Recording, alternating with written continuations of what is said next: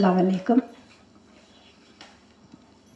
ಮನವಿ ನಂಬರ್ 3 ಜನನಿ ಹಾಗೂ ಜನ್ಮಭೂಮಿಯ ಮಾತು ಎಲ್ಲ ಕಡೆಗೂ ಹರಡಿಸಿ ಅಮ್ಮನವರ ಹಾಹಾಕಾರ ಕಡಿತಗೊಳಿಸುವ ಉದ್ದೇಶ ನಮ್ಮದಾಗಿದೆ. ಕಾರಣ ಎಲ್ಲ ಶಾಲಾ ಕಾಲೇಜುಗಳು, ಅನುದಾನಿತ ಹಾಗೂ ಅನುದಾನರಹಿತ ಶಾಲಾ ಕಾಲೇಜುಗಳು ನಮಗೆ ಸಹಕರಿಸಬೇಕಾಗಿ ಈ ಮೂಲಕ ಮನವಿ ಪತ್ರ ಸಲ್ಲಿಸುತ್ತಿದ್ದೇವೆ. ನಾನು ಅಂದರೆ ಶ್ರೀಮತಿ ಬಾನು ಬೇಗಂ ತ್ರಿಭಾಷಾ ಸಾಹಿತಿ, ನಗರ, ನೆಚ್ಚಿನ ನಗರ ರಾಯಚೂರು ನಗರದಿಂದ ಬಾನು ಆಶ್ರಯ ಯೂಟ್ಯೂಬ್ ಚಾನಲ್ ವತಿಯಿಂದ ಈ ಮೂಲಕ ತಮ್ಮ ಮುಂದೆ ನನ್ನ ಮನವಿ ಇಡುತ್ತಿದ್ದೇನೆ. ಭಾರತ ಮಾತೆ, ಭೂಮಾತೆ, ಕರ್ನಾಟಕ ಮಾತೆ, ಮಾತೆ ಮಾತೆ ಎನ್ನುವ ತಾವುಗಳು ಈ ಸ್ಪಷ್ಟ ಸುವಾರ್ತೆ ಕಾರ್ಯಕ್ರಮಕ್ಕೆ ಸಹಕರಿಸಬೇಕಾಗಿ ಬೇಡಿಕೊಳ್ಳುತ್ತೇನೆ. ನಾವು ಒಂದು ಸಮೃದ್ಧಿದಾಯಕ ಸಮಾಜ ಸ್ಥಾಪನೆಯ ಸಲುವಾಗಿ ಹೋರಾಡುತ್ತಿದ್ದೇವೆ ಹಾಗೂ ನಾವು ನಗರಾಭಿವೃದ್ಧಿ ಮಾಡಬಯಸುತ್ತೇವೆ, ನಗರವನ್ನು ಸಿಂಗರಿಸಬಯಸುತ್ತೇವೆ, ದೇಶದ ಉದ್ಧಾರ ಮಾಡಬಯಸುತ್ತೇವೆ. ಮಾನ್ಯರೇ, ಮಕ್ಕಳ ವಿದ್ಯಾಭ್ಯಾಸ ಮಟ್ಟ ಉತ್ತಮಗೊಳಿಸಬಯಸುತ್ತೇವೆ, ಮಕ್ಕಳ ವಿದ್ಯಾಭ್ಯಾಸ ಮಟ್ಟ ಉತ್ತಮಗೊಳಿಸುತ್ತೇವೆ. ವಿಶೇಷ ಸೇವೆ ಸಲ್ಲಿಸಿದ ಶ್ರಮಜೀವಿ ಹಾಗೂ ಸಮಾಜಕ್ಕೆ ಮೇಲೆತ್ತುವ ಚಿಂತೆ ಮಾಡಿದ ಕವಿಗಳಿಗೆ, ಸಮಾಜಕ್ಕೆ ಮೇಲೆತ್ತುವ ಚಿಂತೆ ಮಾಡಿದ ಕವಿಗಳಿಗೆ ಯೋಗ್ಯ ಬದಲಾವಣೆಯನ್ನು ತರುವಲ್ಲಿ ತಮ್ಮ ಛಾಪನ್ನು ಮೂಡಿಸಿದ ಸಾಹಿತಿಗಳಿಗೆ ತಾವು ಅವಕಾಶ ಕೊಡಬೇಕು. ಮಕ್ಕಳ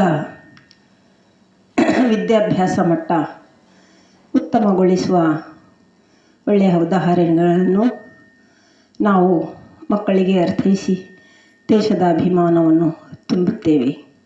ಈಗಾಗಲೇ ನಾನು ಸಹಸ್ರಾರು ಸಂಖ್ಯೆಯಲ್ಲಿ ಈ ವಿಷಯಗಳನ್ನು ಬರೆದು ಈಗಾಗಲೇ 20 ಕೃತಿಗಳನ್ನು ಬಿಡುಗಡೆ ಮಾಡಿ, ಆಡಿಯೋ, ವಿಡಿಯೋ, ಸಿಡಿಗಳನ್ನು, ಆಲ್ಬಮ್ಗಳನ್ನು ಬಿಡುಗಡೆ ಮಾಡಿ, ಈಗಾಗಲೇ ಬೇಕಾದಷ್ಟು ಕಥೆ, ಕವನ, ಕಾದಂಬರಿಗಳನ್ನು ಬರೆದು ಈ ಬಗ್ಗೆ ಬಹಳಷ್ಟು ದುಡಿದಿದ್ದೇನೆ.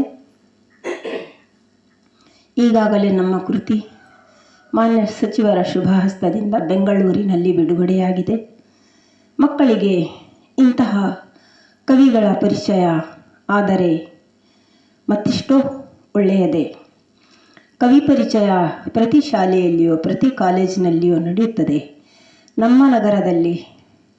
ನಮ್ಮ ನಗರದ ನಿವಾಸಿಯಾದ ಒಬ್ಬ ಸಾಹಿತಿ 10,000ಕ್ಕೂ ಹೆಚ್ಚು ವಿಷಯಗಳನ್ನು ಬರೆದಿದ್ದಾರೆ, 20ಕ್ಕೂ ಹೆಚ್ಚು ಕೃತಿಗಳನ್ನು ಬರೆದಿದ್ದಾರೆ ಹಾಗೂ ಮುಂಬರುವ ಭವಿಷ್ಯದಲ್ಲಿ 10,000ಕ್ಕೂ ವಿಷಯಗಳನ್ನು ಬರೆದು ಬಾನು ಆಶ್ರಯ ಯೂಟ್ಯೂಬ್ ಚಾನಲ್ ನಡೆಸುತ್ತಲಿದ್ದಾರೆ ಎಂದರೆ ಇವರ ಪರಿಚಯ ಮಕ್ಕಳಿಗೆ ಆಗಬೇಕು.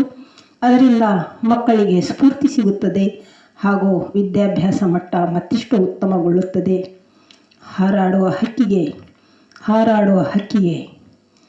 ಅದರ ರೆಕ್ಕೆಗಳನ್ನು ಕತ್ತರಿಸಿದರೆ ಹೇಗೆ ಎಂಬ ಉದಾಹರಣೆಗಳನ್ನು ಕೊಡುತ್ತಾ ಮಕ್ಕಳಿಗೆ ನಾವು ವಿದ್ಯಾಭ್ಯಾಸದ ಬಗ್ಗೆ ಹೆಚ್ಚಿನ ಒತ್ತು ಕೊಡುವ ಹಾಗೆ ನಾವು ಉದಾಹರಣೆಗಳನ್ನು ಕೊಡುತ್ತೇವೆ. ಕಾರಣ ಮಾನ್ಯ DDPI ಸಾಹೇಬರು ಇಂಥ ಕವಿಗಳಿಗೆ ಪ್ರತಿ ಶಾಲಾ ಕಾಲೇಜುಗಳಲ್ಲಿ ಹೋಗಿ ತಮ್ಮ ಒಂದು ಪಾಠವನ್ನು ಅವರಿಗೆ ಹೇಳುವ ಅವಕಾಶ ಕಲ್ಪಿಸಿಕೊಡಬೇಕು.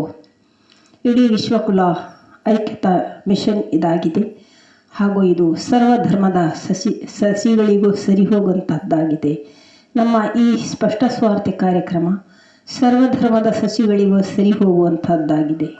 ಮಾನ್ಯರೇ, ನಿಜ ಮಾತು ಯಾರೇ ಮುಟ್ಟಿಸಲಿ, ಅವರು ಪುರುಷರೇ ಇರಲಿ, ಸ್ತ್ರೀಯರೇ ಇರಲಿ, ಸಾಹಿತಿಗಳೇ ಇರಲಿ, ಸಮಾಜ ಉಪಯುಕ್ತ ಮಾತಿಗೆ ಮಹತ್ವ ಕೊಡಿ